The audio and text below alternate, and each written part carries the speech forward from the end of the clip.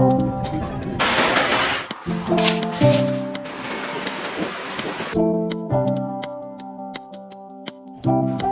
sudah terekam. Hai everyone, gengs, apa kabar? Oke, langsung aja ya, sesuai dengan judulnya.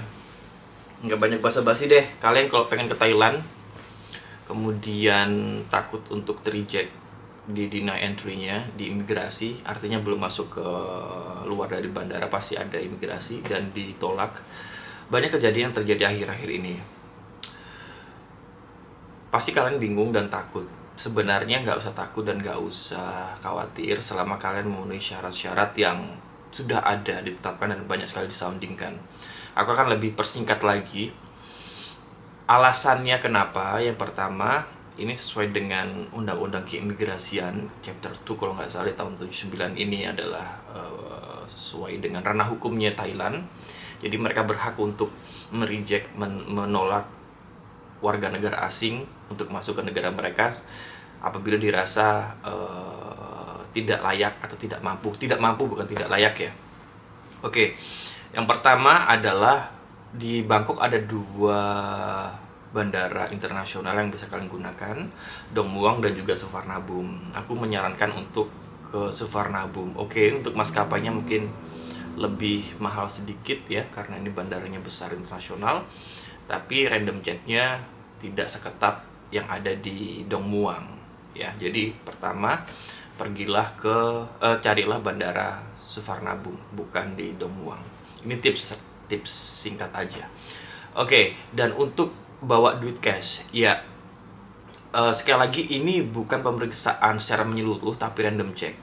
Random check itu dilakukan apabila pertama paspor kalian itu masih sedikit stempelnya masih sedikit atau bahkan nol stempelnya, belum pernah kemana-mana, dan paspor baru pasti akan dilakukan pemeriksaan seperti itu. Tapi itu bisa dilalui kalau kalian membawa pertama menunjukkan kemampuan finansial. Untuk nilainya yang beredar adalah 15.000 baht, tapi sebenarnya tidak 15.000 baht, dan aku sendiri nggak tahu. Aku coba untuk ngomong sama beberapa teman yang ada di imigrasi sampai di KBRI bahwa tidak ada jumlah spesifik harus berapa puluh ribu baht. Kalaupun kalian hanya memiliki 5.000 baht tapi disupport oleh kartu kredit dan juga bisa menunjukkan jumlah tabungan kalian ke pihak imigrasi, insya Allah pasti bisa masuk kok. Jadi sekali lagi hanya untuk menunjukkan kemampuan finansial mereka. Kalau 15.000 baht itu kursnya kurang lebih 6,5 juta. Kebayang dong, masa iya cuma liburan 2 hari harus ngabisin 6,5? Enggak, sebenarnya enggak harus kalian habisin kok. Hanya untuk menunjukkan ambulans. Oke, hanya untuk menunjukkan kemampuan finansial kalian. Jadi pertama emang harus ada duit cash, dan enggak harus dalam bentuk baht, enggak.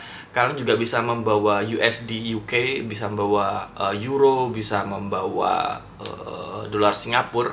Karena di setiap bandara pasti memiliki spot-spot atau booth money changers. Pertama, duit cash ya, untuk menunjukkan kemampuan finansial kalian. Yang kedua adalah return ticket balik pesawat kalian, ditambah dengan dimana kalian tempat menginap. Entah kalian menginapnya di hotel, kan harus punya reservation booknya untuk hotel atau penginapan atau kondo atau apartemen atau apapun itu, karena harus bisa menunjukkan di mana kalian tinggal nanti. Ini penting. Jangan nanti cari hotel di sana, enggak. Please jangan seperti itu. Banyak kejadian di mana orang yang berpikir seperti itu nanti cari hotel di sana, enggak.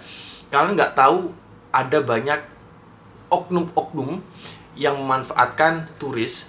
Semua negara pasti seperti itulah. Jadi harganya itu bakal naik berkali-kali lipat. Yang mungkin harganya cuma 1 juta bisa jadi 4 juta, 5 juta. Ya, jadi usahakan kalian udah booking nih jauh-jauh hari dari Indonesia. Kan banyak tuh aplikasi-aplikasi yang nggak mungkin aku sebutin satu persatu. Udah beli aja jauh-jauh hari, datang tunjukin aku saya udah pesen hotel, ini return tiketnya, pihak imigrasi pasti memperbolehkan. Nah, tapi kalau udah punya stamp, udah ngasih bukti kemampuan finansial kalian, tapi kalau paspor kalian usianya kurang dari 6 bulan, kalian nggak bakal boleh masuk. Ya walaupun kalian cuma liburan, kan cuma seminggu bang di sana, iya. Tapi kalau kurang dari 6 bulan nggak bakal boleh masuk. Jadi pastiin paspor kalian itu usianya setahun atau ya pokoknya di atas 6 bulan lah baru mati. Ya, jadi perhatiin tuh 3 hal ini tadi. Kemampuan finansial karena mampu membuktikan, return ticket kalian dan hotel, dan yang ketiga adalah soal paspor. Kenapa sih? Pertanyaannya ini pasti banyak orang berpikir, ada apa dengan warga negara Indonesia di Thailand? Ada apa dengan turis-turis Indonesia ke Thailand kok banyak yang terkena hal seperti ini? Sebenarnya enggak, sebenarnya enggak ada masalah, walaupun kemarin sedikit ada masalah. Tahu tuh, kalian cari aja tuh di mana emang ada turis yang Indonesia yang nakal gitu, datang ke sini cuma buat nyopet, akhirnya ketangkep.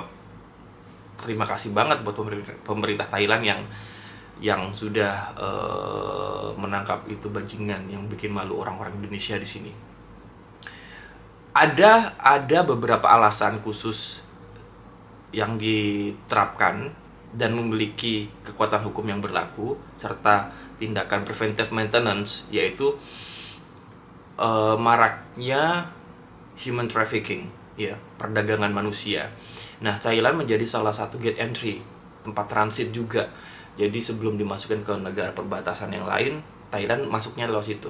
Jadi untuk menekan hal seperti itu, Thailand merasa wajib untuk memperlakukan random check secara rutin seperti ini. Jadi kita harus bisa mengapresiasi, dan nggak cuma dari negara Indonesia.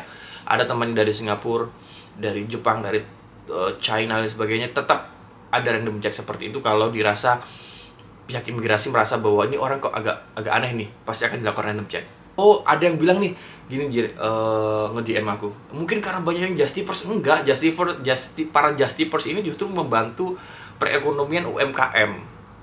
Yang dirugikan ya negara Indonesianya. Thailand sih enggak rugi sama sekali. Nah, ada lagi yang bilang hanya membawa 5 baju, hanya boleh beli 5 baju dan dibawa pulang ke Indonesia. Sebenarnya enggak seperti itu. Selama kalian bisa pinter-pinter, nggak seperti itu. Ini hanya dari, sekali lagi, kalau yang masalah bawa masuk ke Indonesianya lagi, itu adalah kewenangan dari Bea Cukainya Indonesia, ya, Bea Cukai Indonesia. Dan itu juga random check. Sekali lagi, kemanapun kita pergi dan kapanpun kita pulang, kita harus tetap menghargai di negara apa itu, entah di negara kita sendiri atau di negara yang kita kunjungi. So, buat teman-teman yang mau ke Thailand, liburan, healing, atau berobat, atau mungkin apapun itu tujuan kalian, nggak usah takut selama kalian memiliki bukti-bukti atau syarat-syarat yang udah aku sebut tadi. Ya, itu aja sih. Mungkin sekali lagi, semua teman-teman yang di Indonesia nggak ada masalah dengan warga negara Indonesia, nggak ada hubungan apapun dengan dimensi politik kita, nggak ada. Tidak ada, ya nggak ada aneh lah, karena memang ini adalah kewenangannya pemerintah Thailand, ya. Oke, itu aja. Thank you for watching. Jangan lupa subscribe dan menjaga kewarasan.